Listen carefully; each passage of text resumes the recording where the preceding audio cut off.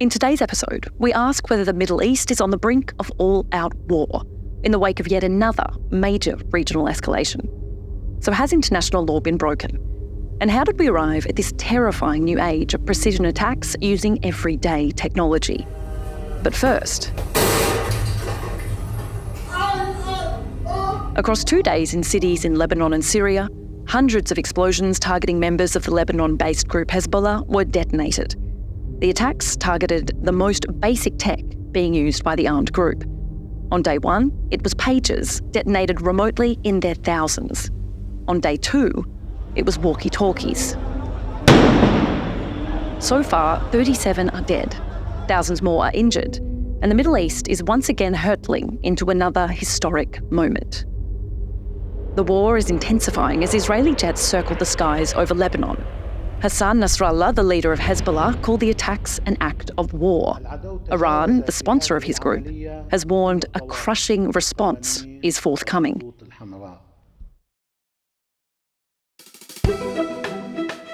Let's try and answer the big questions.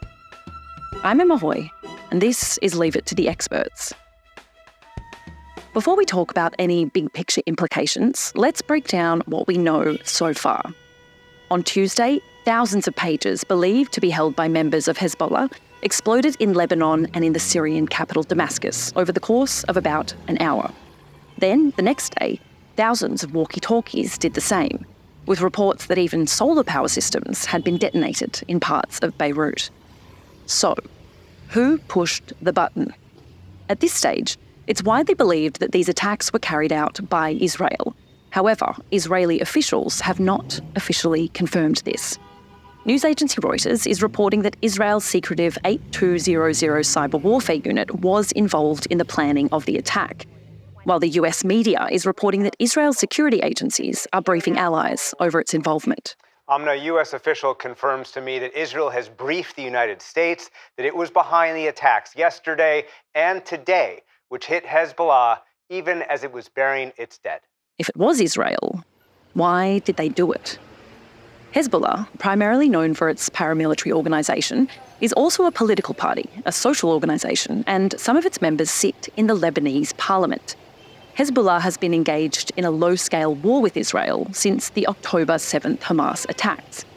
You might remember just a few short weeks ago, the missile barrage from Hezbollah attacking Israeli targets. Hezbollah triggered that after senior members of its group were killed, again believed to be by Israel, but never confirmed by the Israeli government. If you're wondering why that didn't set off a wider regional war, well, at the time, writing for 360 Info, the University of Sydney's Martin Keir said that neither Hezbollah or Israel wanted to threaten a wider conflict. He said the differences between the rhetoric from both Israel and Hezbollah and the military and political realities they face are stark. The rockets used by Hezbollah were unguided and unsophisticated with a limited range, making them easy prey for Israel's Iron Dome missile defence. While Hezbollah possesses more sophisticated missiles, it is telling that they were not used to threaten major cities such as Tel Aviv. This made Hezbollah's attack largely symbolic. Dr. Martin Keir suggests that Hezbollah's response to the deaths of its key commanders was carefully calibrated, allowing the group to showcase its ongoing resistance to Israeli aggression while avoiding any misstep that could provoke a more severe Israeli retaliation. The question now is how this attack, striking not only at the heart of Hezbollah's command structure, but the wider Lebanese community, changes that equation. In the days leading up to the pager attacks, Israel's Prime Minister Benjamin Netanyahu expanded Israel's war goals to now include returning Israeli residents impacted by Hezbollah rocket fire to their homes. As to what extent is this decision simply a byproduct of Netanyahu's own personal ambitions to extend the war for as long as possible because of his own personal political battles? Some have speculated it's a diversion tactic to draw attention away from Gaza. But when asked by Associated Press journalists, residents of the area questioned why their return to their homes wasn't a goal for the government all along. Why now? Well, they would soon have their answer. Now the big question, how did they do it? Again, citing Sydney Uni's Martin Keir, one of the primary advantages that the Israeli military has over Hezbollah in any conflict is the far more advanced and sophisticated communication networks that they can tap into and rely upon in any conflict. Hezbollah, on the other hand, had to go in the opposite direction, deploying far more low-tech communication systems to avoid detection. Pagers and walkie-talkies were used because they lack GPS trackers and are harder to trace by the sophisticated cyber warfare units that dominate modern military operations. So, how do you make a pager or a walkie-talkie explode? Journalist Sam Kiley, currently at CNN International, explains how that works. How was this done, do we think?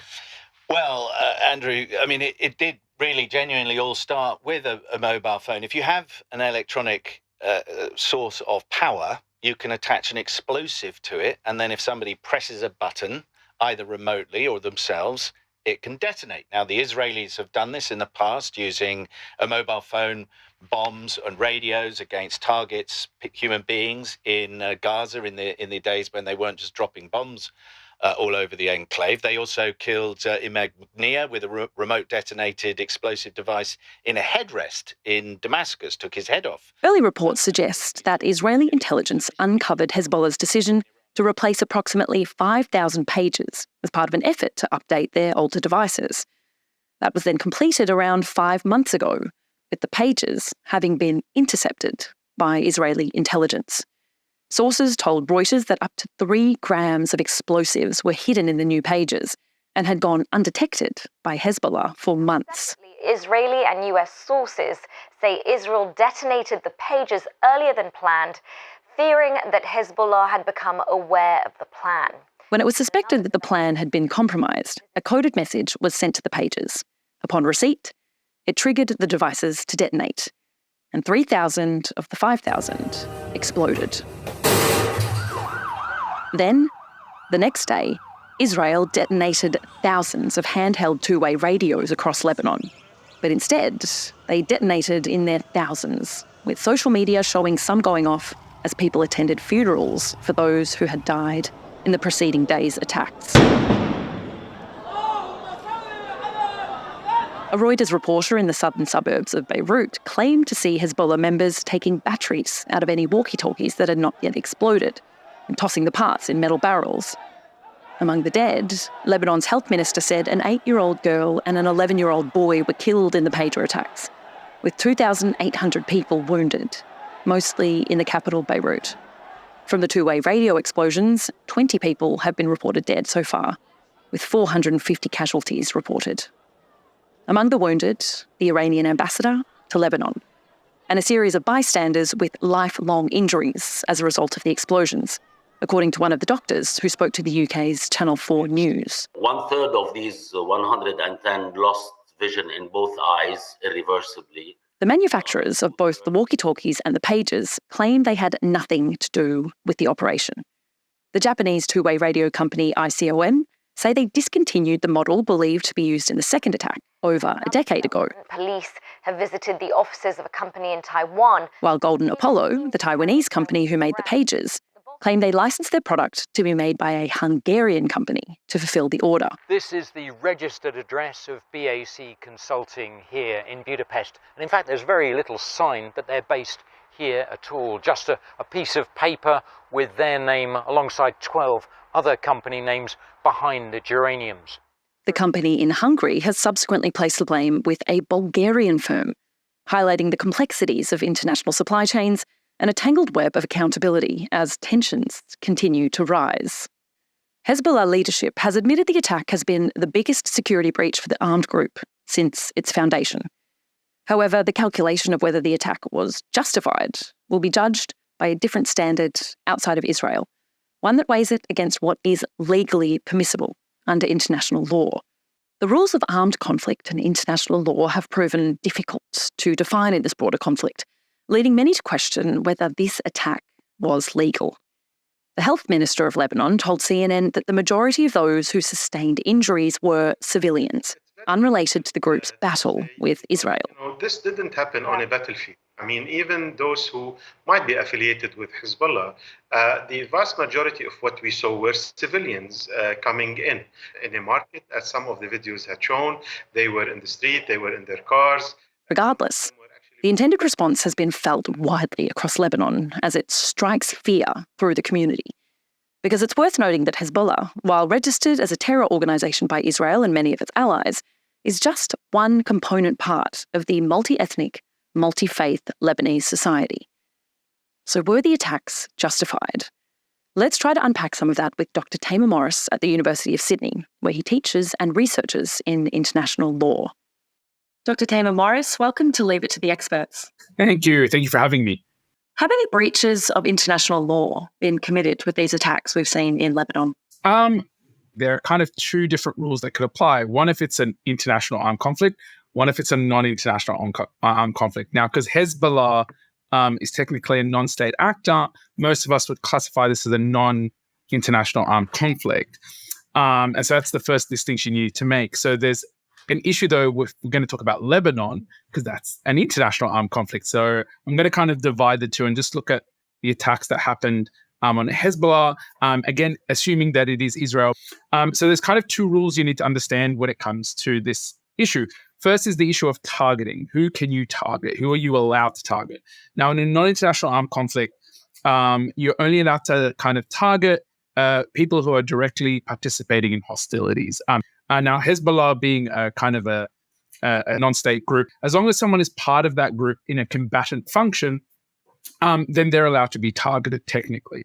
The question is we don't know the information. So we don't know if, for example, these pages or the walkie-talkies, whether they were only given to people of Hezbollah who are combatant functions. There might be someone who's a medical, there's someone who's an accountant. And so if they are being targeted, that would technically be illegal. So if any of those people had the pages, had the walkie-talkies, that would probably be a violation of international law.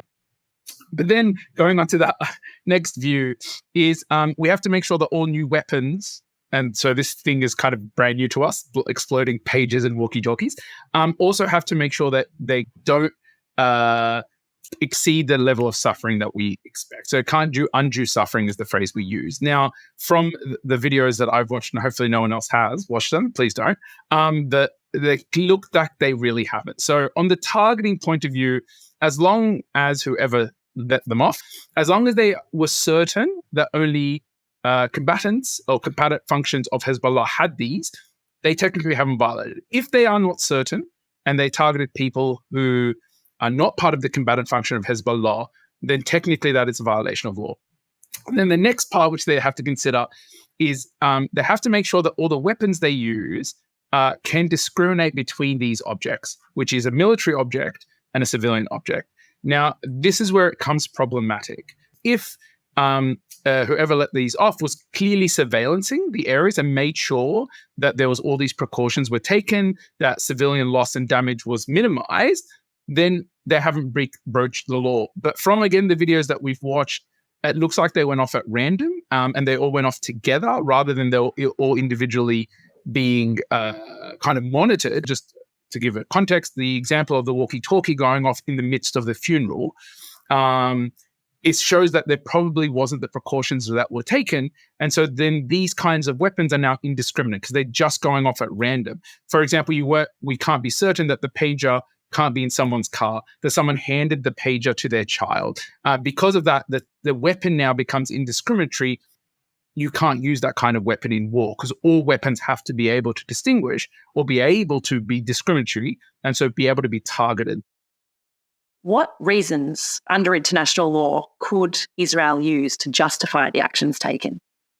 So there is an ongoing conflict at the moment between Hezbollah and Israel. And so, as I said, they are allowed to target anyone who's directly participating in that conflict. And so all the combatant wing of Hezbollah technically, Israel does have the right to target them. And so they could justify that as a form of an ongoing conflict. They don't need to go back to the concept of self-defense because the conflict is already ongoing and these people are participating in that conflict. So they do have the justification of targeting those people who are combatants. And I use that word very loosely because you don't actually apply that term in non-international armed conflicts. But anyone who is a combatant function, they do have the right. And so they don't need to rely on the self-defense argument. Do you think international laws are equipped to deal with these newer hybrid forms of warfare? So this depends on who you ask. I think IHL, so International Humanitarian Law, which is the laws of armed conflict, can deal with hybrid conflict. The problem is enforcing that law. So as states are, what I'm going to use, kind of use political means to get around the law, that's when it becomes problematic. But the law itself has the ability to manage and kind of evolve with modern conflict. And it's just, honestly, the problem with the current international system is that states are using the law, as I call it, as a sword and not using the law as a shield. And so it's up to the other states not involved, so all the international community, to step in and go, these rules are established for a reason and we must adhere to them. Unfortunately, international law has mixed very much with what I call political morality, and we support one side over another. And so we're willing to justify the attacks of one because of morality rather than law. But the law is supposed to remain objective. And specifically, the laws of IHL are supposed to apply neutrally, regardless of who's right and wrong. And the reason we have the law is to protect civilians and to make sure that those who are neutral don't get hurt. And so regardless of who you think is right and wrong, who you think the state is, who you think the terrorist is, everyone should play by the same rules. The reason is these rules are to protect civilians who have nothing to do with the situation. And so, again, I think it does have the ability. It just needs the international community to adhere to IHL standards and not play the political game of who do we support. Dr. Tamer, thank you so much for joining us today. No worries. Thank you so much for having me.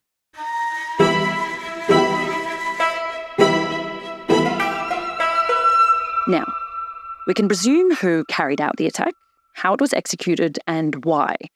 The pressing question is, what happens next?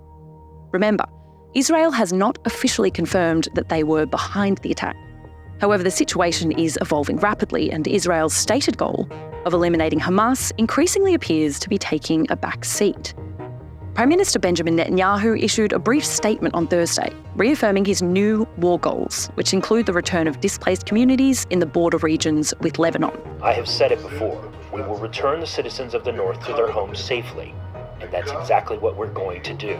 Following this, Israeli troops began to move in much larger numbers towards the Lebanese border, shifting them away from Gaza. The center of gravity is moving north, meaning that we are allocating forces, resources, and energy for the northern arena. That was a translation of Yoav Gallant, the Israeli defense minister. Sophie, tonight we are in new territory. This is a new phase of the war. Israel says so. Hezbollah, which is classed as a terrorist organization by the UK and the US, is also saying the same. Hassan Nasrallah says the attack crossed all red lines and vowed to inflict a just punishment on Israel. As he spoke, however, the Israeli jets over Beirut showed the superiority of all-out brute force that the Israeli military machine has over its enemies. Heavy strikes on Hezbollah rocket launchers adding to the attacks on its members. Antony Blinken, the US Secretary of State, was in Cairo when he distanced the US from the incident, claiming the United States had no prior knowledge of the attacks. Now in Paris, he claims that a ceasefire is still possible with Hezbollah. We don't want to see any escalatory actions by any party that make that even more difficult. The call to step back from the brink of war was supported by UN Secretary-General Antonio Guterres, who expressed conditions about a possible escalation of the conflict and the use of civilian objects to preemptively strike targets. Very important that there is an effective control of civilian objects, not to weaponize civilian objects. However, the implications of these attacks are likely to extend far beyond this specific conflict, fundamentally altering what is considered an international norm on the battlefield. The acceptance of such tactics and the weaponization of everyday objects may be just the beginning. We'll be right back. Hi, my name is Andrew Jaspin, and I'm the founding editor and director of 360 Info. At 360 Info, we're providing evidence-driven, solution-based journalism, all written by leading experts. Every week, we release new and innovative news content that bridges the gap between the world's brightest minds and the global public. To be part of the fight against misinformation, sign up for our newsletters and follow us on social media, or head to 360info.org. If you're a journalist or a publisher or editor, you can sign up for our Newswire service, which is free of charge at newshub.360info.org. These attacks mark a revolutionary moment in the realm of precision strikes, now made possible by individual targeting. In a globalised world, with extended supply chains that are vulnerable to interception, the use of pagers and walkie-talkies suggests that such tactics could potentially be employed against anyone, anywhere, given the right circumstances. In recent years, especially since the onset of the Russian invasion of Ukraine, smaller, less traditionally resourced fighting forces have had to adapt to their conditions and their adversaries. They've done this not only through explosives, but also by manipulating software and disrupting mechanical systems, all with the potential for someone to push the button hundreds of kilometres away from the scene. So what does this mean for our world? Let's ask our expert. Dr. Olga Boichak is a senior lecturer in digital cultures and director of the Computational Social Science Lab at the University of Sydney. Her research focuses on the role of media, data, and technologies in contemporary military conflicts. Dr. Boichak, welcome to Leave It to the Experts. Thank you. How do you see the events of the past few days? How concerning is this development coming out of Lebanon? Well, the events of the past few days have surely been surprising, unexpected. However, given the trajectory of the pathways in which information warfare and hybrid warfare has developed over the past years, they are probably we're probably witnessing this next stage of weaponization of everyday tech. So communication technology is known that it's prone to weaponization, and we've lived in a world where cyber attacks, data leaks had been routinely weaponized against users. We've lived in a world where there has been a lot of surveillance, the so-called dataveillance.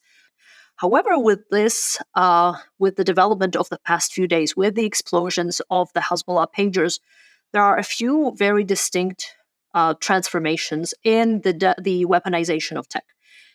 This is the case where the technology that they possess served as the actual weapon. So this is unprecedented. Oftentimes, the goal of hybrid warfare is to disrupt adversarial communication systems while something else is taking place. So this dual goal was achieved. In essence, the communication systems the networks were disrupted, and then the same things that were used to disrupt communication networks were used to cause bodily damage to the combatants and to anyone affiliated with Hezbollah. So yes, that definitely represents an extremely new development on more than one front. For listeners that might be unfamiliar with the term hybrid warfare, could you explain what that is and how it's different from traditional conflict?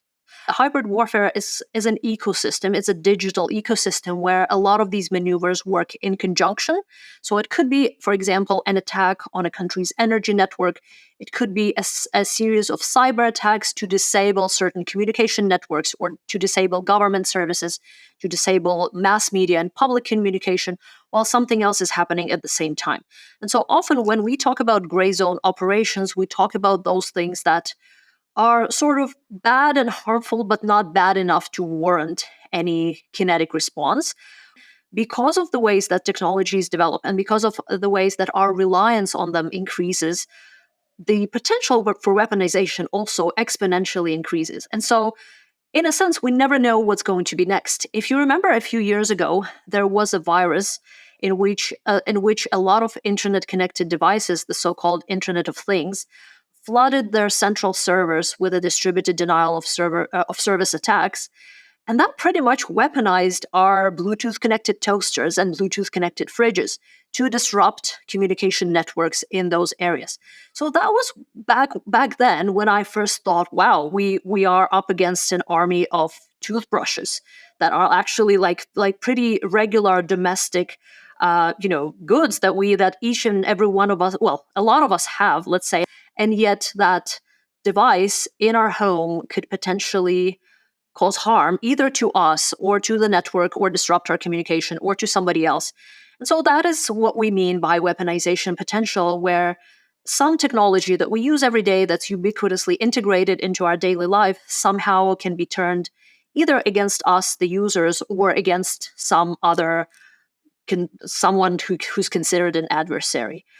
What really strikes me here is, especially when we speak about modern devices like Bluetooth toothbrushes, is that the technology here was really quite archaic. I mean, not many people use pagers anymore. So why did Hezbollah use pagers in the first place? And what does that say about the vulnerabilities of even very simple communications technology? It is fascinating for that reason as well, because pagers were not they're not devices, they're not GPS enabled devices, they're not devices that store data, and they're also potentially not trackable. Also, if you will consider the events of the past few days, we saw that once the pagers had exploded, Hezbollah group members had to switch to radio communications as an alternative, and then their radios exploded. And then we have accounts of people's laptops and people's smartwatches exploded, even some kind of solar batteries somewhere.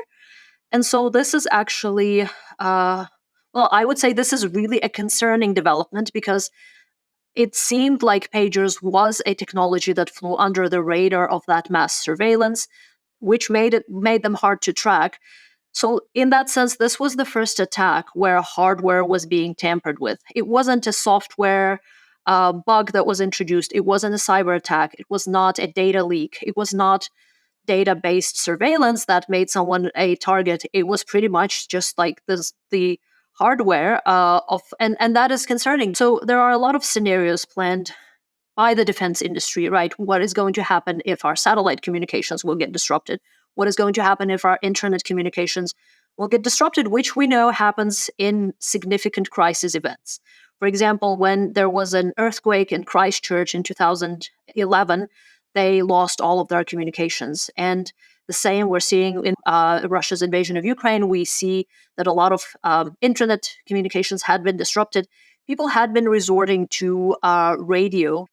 What about the tech manufacturers across the world? All of a sudden, a lot of people are now realizing that tech manufacturers and governments can target our basic communication devices that we keep on us at all times and turn them into weapons. So how is this going to impact the industry and public trust of the industry? Well, this is definitely going to impact the industry, and there's now a lot of announcements on the part of the tech manufacturers. So we know that the Japanese company that manufactured the pagers had said that they were not involved in this and they were not cooperating. We know there's a lot of eyes on Taiwan now, which manufactures a high proportion of these things. However, it is very likely that those devices got hampered with after they left the factory. And yes, definitely there is the potential. There needs to be new measures to introduce to ensure that that is not possible. It is also likely, based on the information that we have right now, that those were not the batteries that were exploding. Well, there was actual explosive content within them. So that makes it a little easier, right? Turning back to sort of the larger geopolitical picture, how do you see these kinds of tactics evolving, not just here, but around the world? Well, they're definitely evolving. What we saw in the past couple of days was a huge evolution of those tactics. So I feel like this is the realm where a lot of non-state actors are going to be active, are going to be targeting some of their adversaries. We saw instances of weaponization, for example, in Ukraine, but they were not nearly as deadly, or not, at least not in the immediate effect as the ones that we saw with Hezbollah. So in Ukraine, in the occupied territories, there was mass surveillance of all internet communications because they were rerouted through Russia and they were happening on Russian-operated platforms such as the Telegram. And so that subjected people to surveillance. It made them potentially targets for kidnapping, for assassination, if their data file output was considered that they could organize on behalf of the Ukrainian state. So definitely in many places around the world, there are attempts to weaponize certain technologies against their users, especially if those users could be reliably considered to be adversaries. Some of them are extremely problematic because a lot of the times, and this was one of the critiques of the Hezbollah strike, is that the identity of the people who were mutilated or killed was actually never confirmed. And while there are claims that each and every one of those fighters was a Hezbollah fighter or Hezbollah militant, we also do not know personally who those people were. It's really difficult to prove. With that, it is oftentimes with non-state actors whose organization is more or less informal, it's always really difficult to prove their belonging or their affiliation. We saw those issues happening with the organizations like the Islamic State. So it is oftentimes really the boundary between being a civilian and being a combatant are sometimes a little blurred. Yes, this definitely, these kinds of attacks, there's always a risk that there will be civilians involved in them, and unfortunately, this is what we saw. Dr. Olga Boichak, thank you so much for joining us on Leave It to the Experts. Thank you, Emma. That's it for this episode of Leave It to the Experts. For more on the war in the Middle East and solutions for some of the major crises facing our world, head to 360info.org. You can sign up for our newsletters and Newswire for journalists and understand our work to fight against misinformation with university experts worldwide. This episode of Leave It to the Experts was produced by Michael Joyner, Reese Hooker and Lachlan Caselli. Music by Jan Skubaszewski at Red Moon Studios. I'm your host, Emma Hoy. See you next time.